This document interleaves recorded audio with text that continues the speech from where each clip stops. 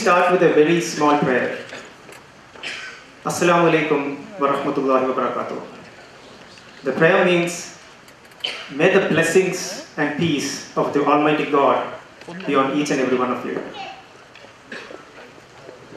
Honorable Minister of Planning, Statistics, Science and Technology, Shri M.R. Sitaram was supposed to be here on time. Unfortunately, there is a CM's meeting which has happened and he has conveyed that he would be a little late. He has conveyed his best wishes to the program. He will join us at any moment when he is available.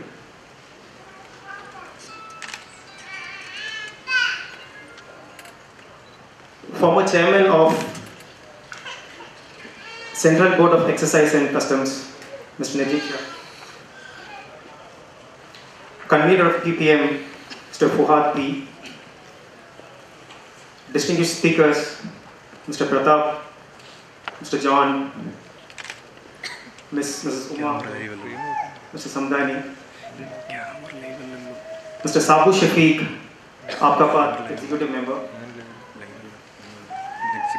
He is standing right here.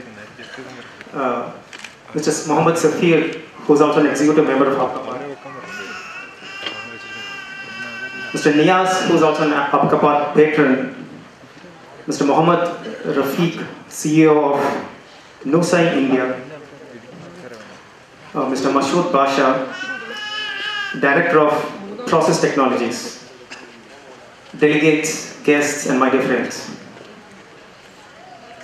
Welcome to BPM 2018. This is the 4th edition of Bangalore Professionals Meet, widely known as BPM. BPM is a yearly gathering of professionals in Bangalore conducted by a non-profit organization called Aapka Path. Aapka Path, founded in 2013, runs with the mission of empowering the underprivileged, and a yearly program for fresh graduates and experienced professionals like BPM are the most exclaimed events conducted by Aapka Path. During our previous BPM programs, we have covered themes like entrepreneurship, financial management, and many more. As all of you know, today at BPM 2018, we have picked up a very interesting and important theme, mid-career crisis and management. The distinguished speakers and panelists we have today are going to help you mitigate or prepare for any mid-career crisis that any one of us could hit in our professional career, considering the dynamic industry that we have today. To start off with the inauguration, I would like to call upon Mr. Najib Shah. We have done a different kind of an inauguration where, he will just water this plant, where this will be taken to a park which has been consulted in Alsur Lake, and this will be planted over there. And I would request Mr. Najib Shah to do the honors.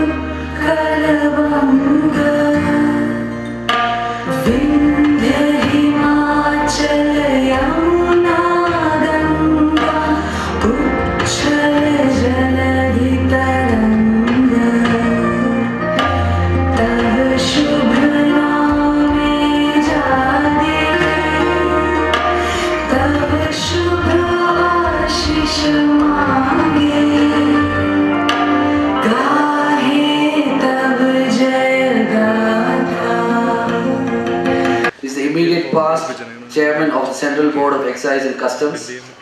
Having retired recently, the CBEC is responsible for all matters relating to framing of indirect tax policy, its implementation, collecting revenue and preventing its evasion. In his career spanning more than 37 years, he has held several important assignments including in the High Commission of India, Singapore, Joint Secretary in Ministry of Finance, and Director General, Directorate of Revenue Intelligence, as the Chairman of CBEC and as a special invitee to the GST Council. He was closely involved with the process leading to the formation of the GST laws. He is presently settled out in Bangalore. I request Mr. Najib Shah to be here on the dais and do our welcome address. Dignitaries on the dais, my distinguished audience. It's a pleasure to be here today, to be discussing on a theme which is of such great importance to everybody here. My compliments to the organizers for having thought of this theme, which is extremely topical and relevant.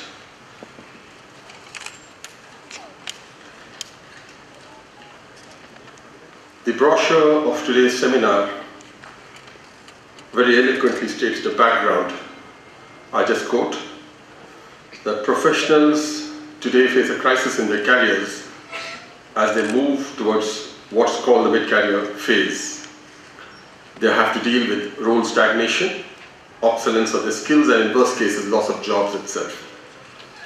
Many, if not most, are ill prepared to face a sudden loss of job. This is especially true of the IT industry and more so of professionals based in Bangalore. It is clear that the problem is serious. We read about it every day. And I would suggest that it is a recent phenomenon.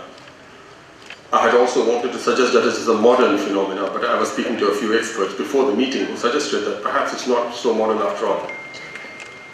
And that this is an issue which every professional faced even in the past.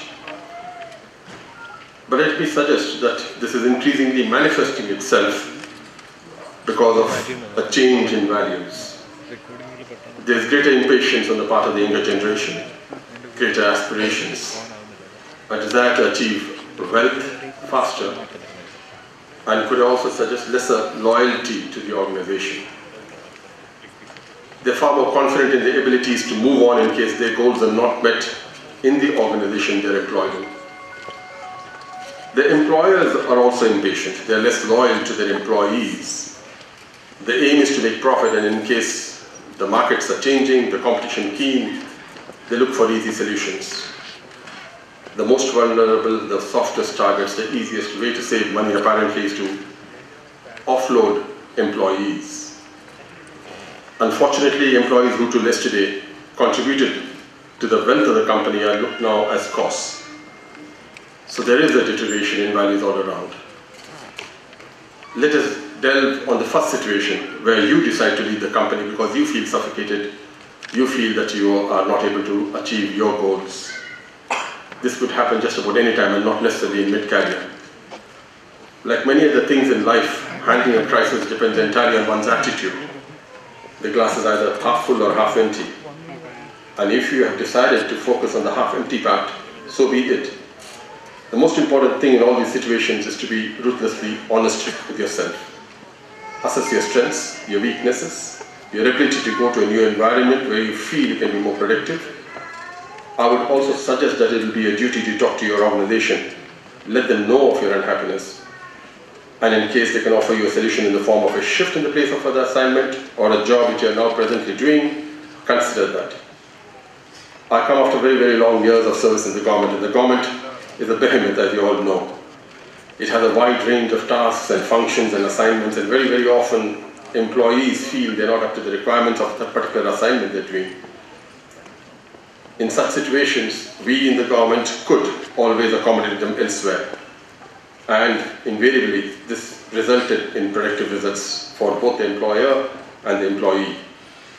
So my suggestion is, before you let your unhappiness drive you out of the organization to challenges unknown, and you are ill-prepared to meet those challenges, let your employer know of your position. You could arrive at a solution. But even after that, you feel to have reached a stage of stagnation and you wish to move on, please do so. Do so with your eyes open and do not view this as a crisis, but as an opportunity to progress. The second situation, of course, is more critical, where the employer decides to let you go. The IT industry is presently going through such a serious journey. Competition is severe. Requirements are fast changing, technology is fast changing, you become redundant. This is a far more challenging situation to deal with. The organization lets you know in ever so many small ways that you're no longer required. You're overlooked for many things, big and small. The hints are dropped regularly. They would like you to volunteer to leave and save them the task of giving you the pink slip. Nothing damages confidence and self-esteem more than this. You are at your most vulnerable. The fear of the unknown overwhelms you. You need support from the near and dear ones, from your family. And invariably and unfortunately in situations like this, we do not take the family into confidence for multiple reasons. For not burdening them, for the fear of the ignominy and shame that you're being fired, and all this results in greater burden on you. How then should you be handling this? Today's session is being conducted by a wide range of experts and people who have faced similar challenges and had the necessary fortitude to get out of the crisis should help. It has rightly been said, it is not the crisis per se that is difficult, but how you handle it which is important. The topics being covered today, ranging from companies terminating you and the reasons thereof to solutions to handle the consequent crisis, should help each one of us here. You're lucky to be having this professional advice, and I'm sure these sessions will leave you wiser. This may very well just be the water which we use to plant, to water the plant and make us all that much more productive. And may I add that there's just one more way of handling a crisis which doesn't figure in today's topics for discussion, and that is religion and prayer. This gives you the strength to face uncertainties. This gives you the strength to be stoic in the face of difficulties.